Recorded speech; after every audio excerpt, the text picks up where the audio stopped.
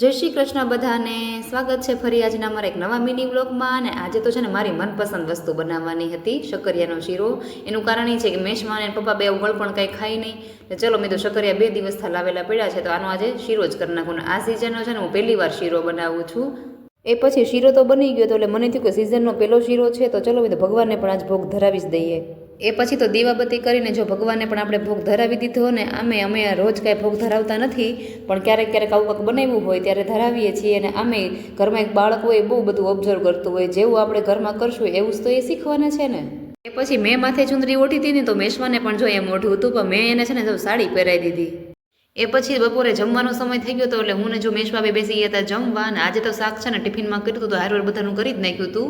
અને મારે તો છે ને ભાઈ આજે તો શીરો જ ખાવાનો હતો. ક્યારેક આપણી મનપસંદ વસ્તુ પણ બનાવવી જોઈએ.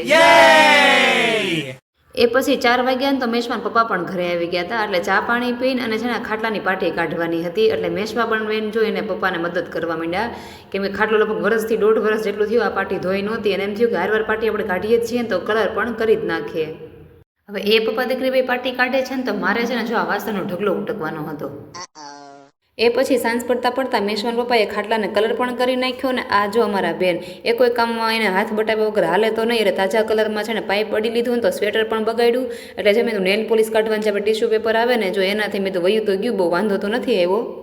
એ પછી તો સાંજની રસોઈનો સમય પણ થઈ ગયો, તો શાકનો વઘાર મૂક્યો ને ત્યાંથી યાદ આવ્યું કે બવણીમાં તેલ તો નથી, એટલે પહેલાં તો તેલ ભરી લીધું અને જો શાકનો વઘાર કરી નાખ્યો. એટલે હું શાકનો વઘાર કરું ને ત્યાં સુધીમાં તમે વિડીયોને લાઇક, શેર અને સબસ્ક્રાઈબ કરી દેજો. અને બસ આજના વિડીયોમાં આટલું જ. મળીએ આવતીકાલના એક નવા વિડીયોમાં.